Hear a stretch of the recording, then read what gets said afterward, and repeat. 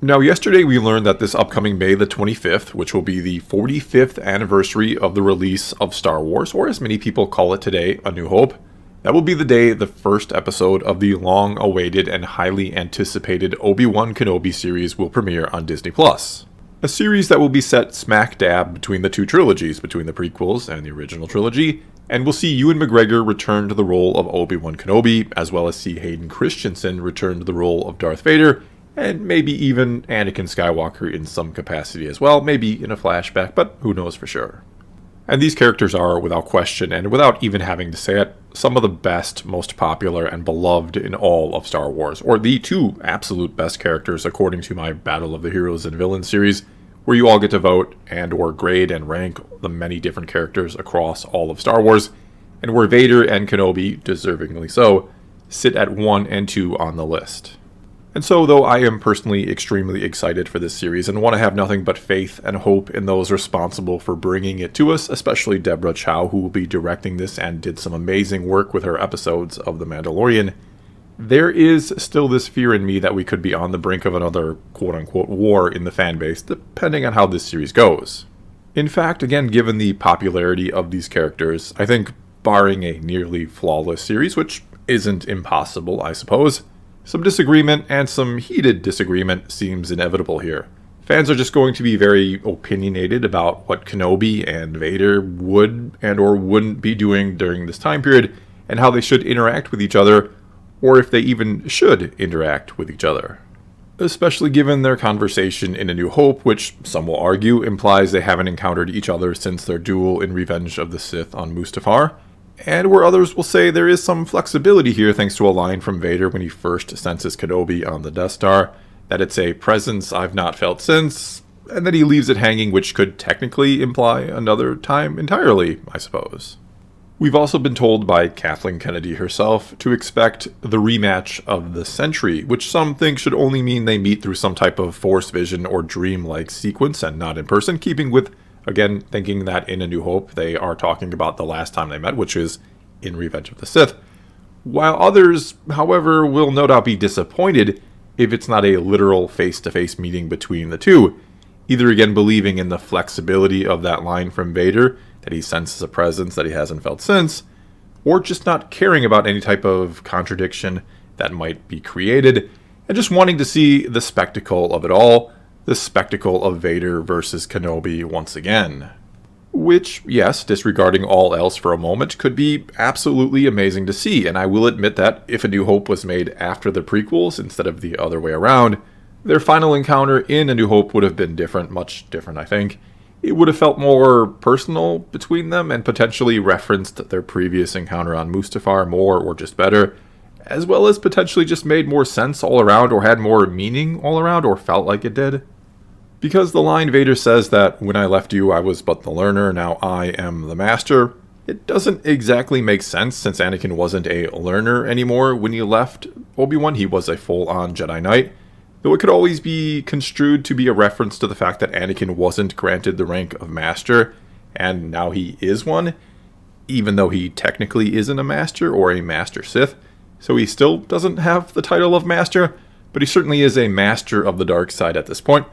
or as much as anyone can be a master of the dark side, and not just a slave to it. But anyway, for me, this is one of those times where I hope Star Wars truly embraces substance over spectacle, even though they obviously don't have to be mutually exclusive, and sometimes going all in on spectacle can be fantastic. But in this case, for this series,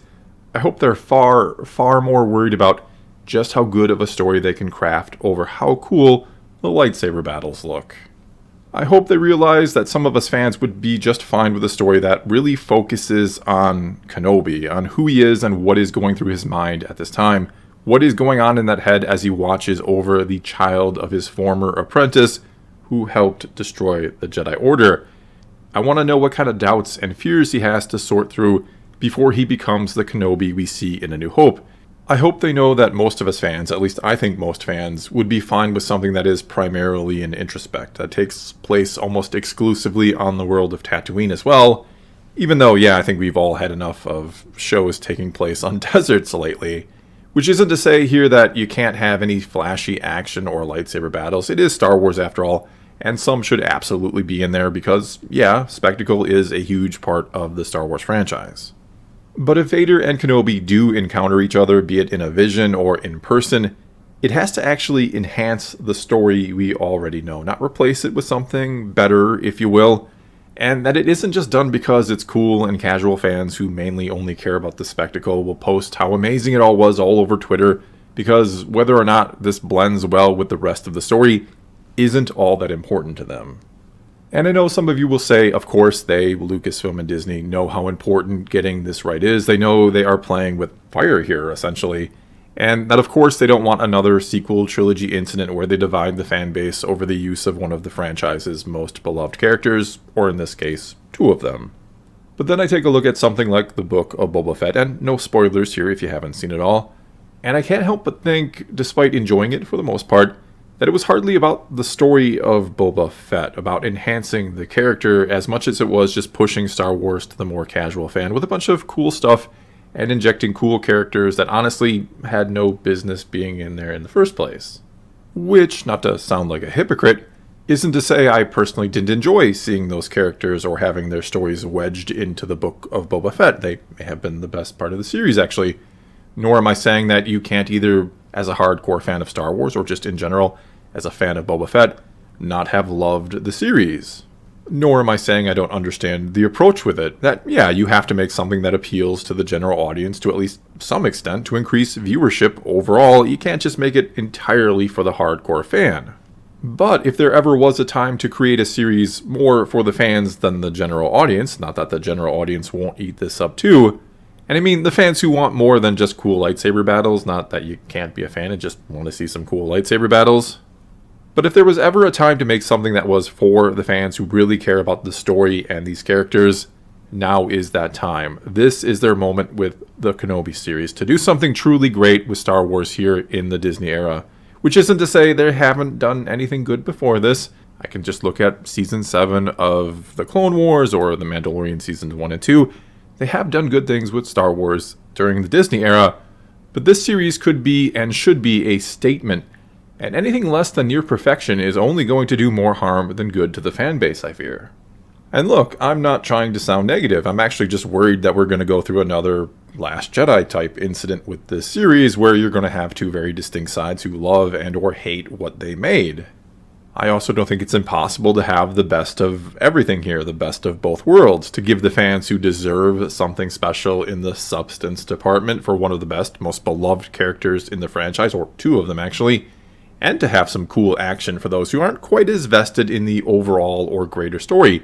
I even, quite a while back now, made a video outlining how I'd do the first episode, and I'm very tempted to go back to that story and to finish it before the real Kenobi series comes out in a few months. However, and I'm not trying to sound completely full of myself here, I don't want to potentially ruin the series for anyone should what I come up with be better, even though I am hoping and praying that's not the case. I hope they blow away my ideas. But at the same time, I do want to compare what I can come up with, keeping in mind I'm primarily fan-focused with my approach, versus what Lucasfilm and Disney ultimately do come up with. And so what I'll do is what I usually like to do. I'll leave it up to all of you. I'll put a link to that video outlining the first episode of the Kenobi series from my point of view in the comments below if you've never seen it or you just want a refresher. It's been several months since I posted it. And if you'd like to see me continue and complete that story, and I'll include a makeshift poll in the comments, I'll do just that, and if you don't, I'll let it go. Either way, and not to sound dramatic here, I do think this will end up being a defining moment for Disney Star Wars, a sort of make it or break it moment in many ways. I think if done right, and again, there's every chance this will be phenomenal,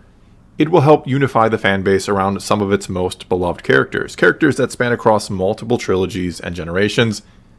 But if they get this wrong, if they don't realize just how important this all is, all these characters are to some people, to some of its fans, and it only goes for the spectacle dollar, shall we call it, I think we may need to buckle up for a very bumpy ride. Well, that's all I've got for you this time. Now it's your turn to take to the comments below and tell me what your hopes and fears are for the Kenobi series. Do you think this could end up being a defining moment for Star Wars here in the Disney era? Is it that important that they get this right? Or maybe you don't think it is. Also, let me know if you want me to continue my own Kenobi series or not. Either way, you know what to do. Leave your comments below and let's talk some Star Wars. And until next time, thanks for watching.